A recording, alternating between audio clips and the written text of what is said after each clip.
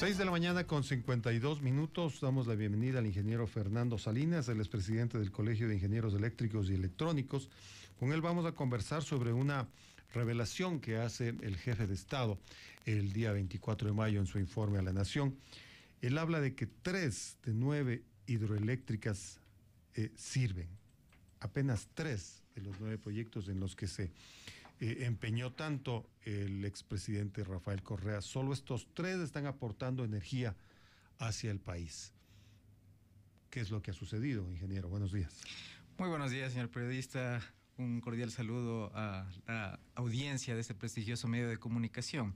En efecto, de los denominados proyectos emblemáticos, de los proyectos hidroeléctricos denominados emblemáticos por el anterior gobierno, que son 8 proyectos hidroeléctricos, 3 están funcionando. Esto es Coca-Cola Sinclair, que es un proyecto de 1.500 megavatios, Sopladora, que es un proyecto de 487 megavatios, y Manduriacu, que es un proyecto de 65 megavatios. Menos mal que el más grande sí está funcionando, sí, pero ¿está funcionando al 100% o también tiene dificultades? Los 3 proyectos realmente tienen algún tipo de anomalía desde el punto de vista contractual y otros desde el punto de vista técnico. Me refiero al tema contractual, al de Sopladora, y me refiero al tema técnico respecto a Coca-Cola Sinclair, que ya es de dominio público, que existen algunos problemas ubicados dentro de las tuberías de presión, dentro de los distribuidores, donde hay fisuras y microfisuras que ya han sido denunciadas en los medios de comunicación. ¿Se nota o es palpable el aporte de la energía de estos 3 proyectos a lo que teníamos antes? Sin duda, solo Coca-Cola Sinclair representa alrededor del 26% de la energía que consume el país. Es decir, es un proyecto muy importante para el abastecimiento energético y también para eficientar los costos de energía eléctrica en el segmento de generación. Ahora, existen de los 8 proyectos, 2 proyectos más que ya están por ingresar en este año. Hablamos de Del Citanizagua, que es un proyecto situado en Zamora Chinchipe, un proyecto de 180 megavatios. También un proyecto situado en el sur del país, entre las provincias de Azuay y El Oro, el proyecto Mina San Francisco. Y existen son 3 proyectos, digamos, que realmente tienen algunas dificultades muy serias. Esto es Toachi Pilatón, sí, que tiene un avance del 95% de acuerdo a la información que es oficial por parte del ministerio, que está dentro de un proceso de mediación en la Procuraduría General del Estado, y 2 proyectos que están prácticamente abandonados. Esto es Mazar Dudas, sí, que está ubicado en la provincia del Cañar, y también el proyecto Quijos, ubicado en la provincia del Napo, que son proyectos, digamos, mediano-pequeños. En este caso, Mazar Dudas 21 megavatios y Quijos 50 megavatios. ¿Cuál es el estado de estos 2 últimos? Prácticamente SELEC, que es quien estaba haciendo, digamos, la contraparte por parte del Estado, quien contrató estos proyectos, declaró unilateralmente la terminación del contrato, y estos proyectos actualmente están en un proceso de revisión. Yo le he escuchado al ministro Pérez que inclusive el proyecto Toachi Pilatón, que ya está como les dije, un avance de alrededor del 95%, se va a sentar 1 a 1 con los constructores, en este caso con CENEC, que es para los 2 proyectos de Mazar Dudas y de Quijos, y con Interrao para el caso de Toachi Pilatón, para que los culminen a estos proyectos. En efecto, si es que estos proyectos se encuentran parados, la peor decisión que se podría tomar es entrar en un proceso de juicio, y luego del juicio recién se podrán retomar las obras. Es decir, ahí habría un lucro cesante que realmente no sería nada bueno para el país, ¿no? Pero por lo menos Toachi Pilatón está más allá del 90%. Sí, ¿Cuál es el nivel de avance de estos otros 2? El nivel de avance del proyecto Mazar Dudas es apenas del 46%, el Mazar Dudas 86%, mientras que Quijos es de apenas el 46%. Este sí está en menos de la mitad. Así es, son proyectos que prácticamente por condiciones geológicas, especialmente el proyecto Quijos, de lo que entiendo, se paralizó, y luego de eso unilateralmente SELEC decidió parar el contrato debido a que las condiciones en las cuales se estaba desarrollando el proyecto pues no eran de conveniencia para el Estado, para la organización, para SELEC. ¿Qué niveles de pérdidas se pueden se pueden conocer al momento de estos proyectos que están paralizados? Bueno, las pérdidas, solo si nosotros nos ponemos a ver cuáles son las inversiones que se han efectuado en cada uno de estos proyectos. Por ejemplo, hablemos de los tres que tienen más inconvenientes. Toachi y Pilatón, un proyecto que fue inicialmente proyectado para que cueste 336 millones de dólares y actualmente la información oficial es que se está invirtiendo 688 millones de dólares, es decir, más del doble, y aún todavía no se culmina. El proyecto Quijos es un proyecto que se le entregó a la contratista CENEC alrededor de 138 millones y apenas, como les reitero, tiene un 48% de avance. Mazar Dudas es un caso, bueno, un poquito más sui generis, dado que realmente no es un proyecto como tal, son 3 centrales pequeñas que sumadas dan 21 megavatios y una de ellas es la que está todavía sin concluir. Lo que nos preocupa muchísimo es de que el gobierno está en austeridad. Las autoridades económicas, como usted habrá escuchado, plantean realmente hacer la mayor cantidad de ahorros. Entonces, estos proyectos bien podrían quedar en nada dentro de una línea básica de austeridad. Mire, yo me imagino que el Estado lo que le va a pedir es al contratista que se haga cargo y los otros irán a los juicios correspondientes, los que pueden demorar años. El caso creo yo más factible para que se culmine dentro de este proceso es el de Toachi y Pilatón. Los otros proyectos yo creo que merecerán de repente convocar a licitaciones por parte de nuevas compañías, porque el avance especialmente de Quijos es realmente no avanza ni siquiera a la mitad. Pero bueno, seamos positivos, esperamos que lleguen a buen puerto estas iniciativas que tiene el ministro Carlos Pérez respecto a este proceso de nueva negociación para que los mismos contratistas pues comiencen de nuevo pues a retomar los proyectos y los culminen. Efectivamente, si es que no se da este proceso, no termina bien, pues habrá una pérdida para el país. Esperemos que esto no sea así.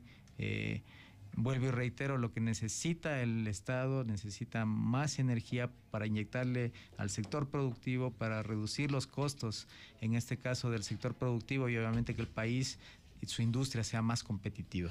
Ahora, el planteamiento del jefe de Estado invocaba más bien a pensar que estos proyectos han sido afectados por la corrupción, como lamentablemente la lacra se ha extendido por una serie de proyectos en todo el sector público. ¿Hay certezas de que hubo pues malos manejos en estas hidroeléctricas? Mire, como presidente del Colegio de Ingenieros Eléctricos y Electrónicos de Pichincha, no nos compete realmente decir si efectivamente existe o no existen malos manejos respecto al uso de los recursos públicos. Lo que sí estamos exigiendo a las autoridades de control, esto es Contraloría, Procuraduría, Consejo de Participación Ciudadana, que se efectúen las investigaciones, las pesquisas, para que en el caso de haber algún tipo de mal manejo de uso de los recursos públicos, pues se sancione a la gente de acuerdo a sus responsabilidades y de acuerdo a la ley. Eso es lo que estamos exigiendo por parte de una organización de la sociedad civil como el Colegio de Ingenieros Eléctricos y Electrónicos de Pichincha. Es que si no se dan este tipo de irregularidades, ¿cuál es la explicación? Vamos a retrotraernos a la época de Rafael Correa. Él tenía una especie de relojito sobre la terminación de cada una de estas hidroeléctricas. ¿Qué sucedió? Mire, allí hay una serie, me parece, de responsabilidades compartidas, ya si me lo preguntas desde el punto del ámbito técnico, dado que, por ejemplo, un proyecto que ha sido muy público últimamente, el proyecto Coca-Cola Sinclair. Por ejemplo, allí primero se parte de un proyecto que aparentemente, digo aparentemente, porque esto obviamente tiene que entrar dentro de una auditoría técnica para poder afirmar 100% lo que puedo decir al momento, que aparentemente estaba sobredimensionado. Había un proyecto, el cual, proyecto de diseño me refiero, por alrededor de 800 megavatios, pero de repente se subió esa potencia al doble, 1500 megavatios, y obviamente allí puede haber un uso dispensioso de los recursos del ámbito público. Partiendo de ese tema, luego partiendo, ¿no es cierto?, de las autoridades que dieron paso a este autoridades me refiero de SELEC, de la corporación la cual, digamos, desarrolló este proyecto, y de Coca-Coda Sinclair EP, que fue una empresa pública que se creó con la finalidad de construir este proyecto. Por otra parte, la gente que hace la fiscalización de la obra también parece que falló. Es cierto, hay alguna documentación en la cual la fiscalización sí manifiesta dentro del proceso del desarrollo de la obra que existen ciertas fallas, pero tampoco es que fueron tomadas en cuenta, por ejemplo, por el administrador del proyecto. Y luego de eso, o sea, es un círculo vicioso de, diría yo, por lo menos un manejo no tan transparente de la contratación pública, del proceso constructivo, donde se ven involucrados, como vuelvo y repito, muchos actores, y es justamente lo que estamos pidiendo por parte del Colegio de Ingenieros Eléctricos y Electrónicos de Pichincha, pero además el colegio está proponiendo que se realice, así como el presidente de la República contrató prácticamente ya una auditoría técnica para todos los proyectos que también tienen este tipo de problemas en el sector hidrocarburífero, también se lo haga para la parte eléctrica. Una vez hecha esta auditoría técnica, esto puede servir como un insumo para la Contraloría, para las autoridades del Estado, para que definan lo que anteriormente le dije, pues las responsabilidades de las personas que actuaron a lo mejor dolosamente en el uso de los recursos públicos. Le hemos escuchado al ministro encargado de electricidad, o al ministro Pérez, hablar justamente de eso. ¿Cuánto podría tomar una auditoría a las hidroeléctricas? Depende de qué plazo se le dé a las empresas que realizan este tipo de cosas. Son empresas altamente especializadas, digamos, en temas de auditorías técnicas, en todas las ingenierías. ¿Necesariamente tendrían que ser internacionales? Yo creo que para que haya una auditoría que sea o que no esté viciado, o que no esté de alguna manera... Que no tenga conflicto de intereses. Y que sea objetiva sobre todo. Efectivamente. ¿Sí? Entonces yo creo que debería ser una empresa internacional que no tenga conflicto de intereses. Y esta auditoría incorporaría niveles de corte ambiental, porque cuando usted me habla de Quijo, estamos hablando de un parque natural, una zona protegida. Entonces, imagínese que esté toda una infraestructura abandonada ahí, está contaminando el ambiente. Sí, realmente todos los proyectos, como las hidroeléctricas, tienen un impacto ambiental bastante fuerte sobre el ambiente en el cual se desarrollan estos proyectos y también sobre la parte social, sobre las comunidades. Efectivamente. Todos los proyectos realmente requieren de una licencia ambiental, un plan de manejo ambiental que luego debe de ser cumplido. Y obviamente aquí también ha habido una serie de reclamos por parte de las comunidades, por parte mismo de organizaciones no gubernamentales dedicadas a hacer el control del medio ambiente, donde aparentemente, esto hay que probarlo, también se han incumplido este tipo de requerimientos ambientales que están fundamentados dentro de la ley y de la Constitución. Bueno, es un panorámica de las hidroeléctricas. Efectivamente, la queja del jefe de Estado tiene mucho sustento y precisamente de este tema hemos hablado con el ingeniero Fernando Salinas, a quien le agradecemos. Él es presidente del Colegio de Ingenieros Eléctricos y Electrónicos de Pichincha. Son las 7 de la mañana con 6 minutos. Ulala Internacional, el programa creado para ti. Cultura, historia, música, deportes, gastronomía, entrevistas en vivo. Ulala Internacional, bajo la dirección de David Espinel García.